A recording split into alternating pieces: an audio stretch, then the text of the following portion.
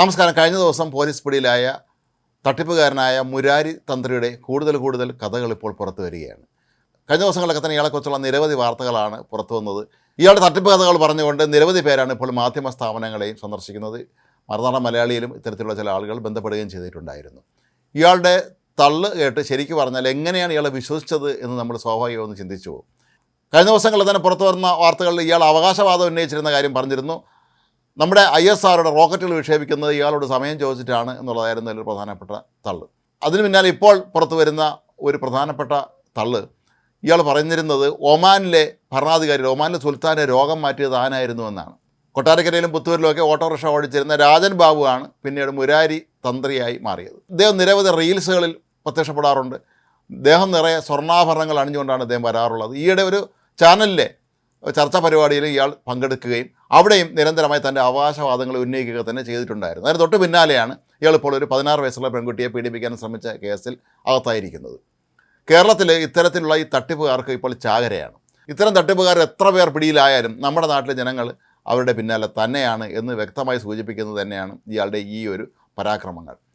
മാത്രമല്ല ഇയാൾ ഒമാനിൽ മാത്രമല്ല, ദുബായിലും അബുദാബിയിലും എല്ലാം പോയി ഇയാളുടെ കേന്ദ്രങ്ങൾ സ്ഥാപിച്ചു എന്നാണ് പറയപ്പെടുന്നത്. ഏതായാലും അവിടുത്തെ ആളുകൾക്ക് കാര്യം പെട്ടെന്ന് മനസ്സിലായതുകൊണ്ടായിരിക്കും അതെല്ലാം പൂട്ടി പിന്നാലെ നാട്ടിലേക്ക് വന്നു എന്നാണ് പറയപ്പെടുന്നത്. തിരുവനന്തപുരം ജില്ലയിലെ ഒരു ക്ഷേത്രത്തിലെ ഭാരവാഹികൾ ഇയാൾക്കെതിരെ ആരോപണമായി രംഗത്തെത്തിയത് ഇയാൾ അവിടുത്തെ പുനഃപ്രതിഷ്ഠയുടെ മറ്റോ പേരിൽ വലിയ തോതിലുള്ള തുക അവിടെ നിന്ന് അടിച്ചു മാറ്റിയെന്നാണ്. ചെറിയ തുകയൊന്നുമില്ല, ലക്ഷങ്ങളാണ് ഇയാൾ അടിച്ചു മാറ്റിയതെന്നാണ് പറയപ്പെടുന്നത്. അങ്ങനെ ഇയാളുടെ പേരിൽ മറ്റൊരു കേസുണ്ട്.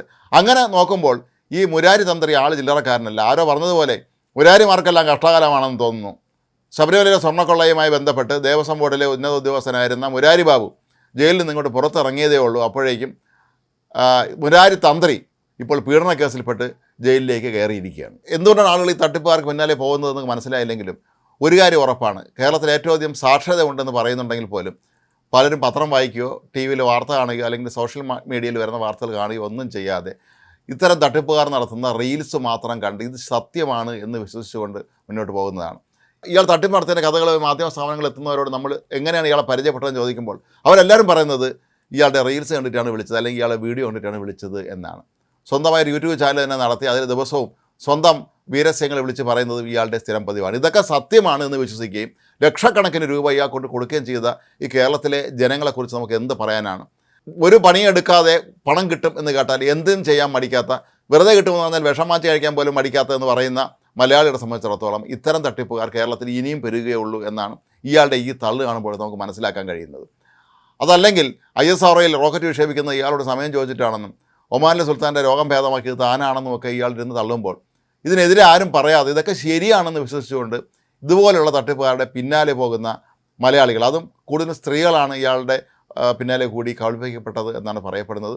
ബാധ ഒഴിപ്പിക്കാൻ ഒരു പെൺകുട്ടിയെ കൊണ്ടുവന്നത് പോലെ ആ പെൺകുട്ടിയുടെ അമ്മയായിരുന്നു. പെൺകുട്ടിക്ക് ബാധ ഇളകി എന്ന് പറഞ്ഞാണ് കൊണ്ടുവന്നത്. ഇന്നത്തെ കാലത്ത് ബാധ ഇളകി എന്ന് പറഞ്ഞ് ഇതുപോലുള്ള വ്യാജ തട്ടിപ്പുകാരന്മാരുടെ അടുത്തേക്ക് കൊണ്ടുവരുന്ന സ്ത്രീകളെക്കുറിച്ച് നമുക്ക് എങ്ങനെ ചിന്തിക്കാൻ കഴിയും? അവരാരും തന്നെ ഈ ലോകത്ത് നടക്കുന്ന സംഭവങ്ങളൊന്നും തന്നെ മനസ്സിലാക്കുന്നില്ലേ എന്ന് നമ്മൾ സ്വാഭാവികം സംശയിച്ചു പോകും. പിന്നെ ഈ നാട്ടിലെ വിദ്യാഭ്യാസം വരെ ഉള്ളവർ തന്നെയാണ് ഇത്തരം തട്ടിപ്പുകാർക്ക് പിന്നാലെ പോകുന്നതെന്നുള്ളത് നമുക്ക് മറക്കാനാവാത്ത ഒരു സത്യം തന്നെയാണ്. വിദ്യാഭ്യാസം കുറഞ്ഞ ആളുകൾ പോലും ചിന്തിച്ച് അല്ലെങ്കിൽ അവർ സമൂഹ മാധ്യമങ്ങളിൽ കണ്ട് ഇത്തരക്കാരെ സമീപിക്കാതിരിക്കുമ്പോൾ വിദ്യാഭ്യാസം വരെയുള്ള ഉയർന്ന പദവിയിലിരിക്കുന്ന പലരും നമ്മൾ മോൻസൺ മാവുങ്കലിൻ്റെ കേസിലൊക്കെ തന്നെ കണ്ടതാണ്. അവരൊക്കെയാണ് ഇത്തരം തട്ടിപ്പുകാർക്ക് പിന്നാലെ നിരന്തരമായി പോയിക്കൊണ്ടിരിക്കുന്നത്. ഏതായാലും താന്ത്രിക വിദ്യ ഒന്നും പഠിക്കാതെ തന്നെ തന്ത്രിയായി മാറിയ മുരാരി സ്വാമിയാണ് ഈ ആഴ്ച ഇപ്പോൾ താരമായി മാറിക്കൊണ്ടിരിക്കുന്നത്. ബാബുസ്വാമിക്ക് പിന്നാലെ ഇപ്പോൾ മുരാരി തന്ത്രി സോഷ്യൽ മീഡിയ കീഴടക്കുകയാണ്.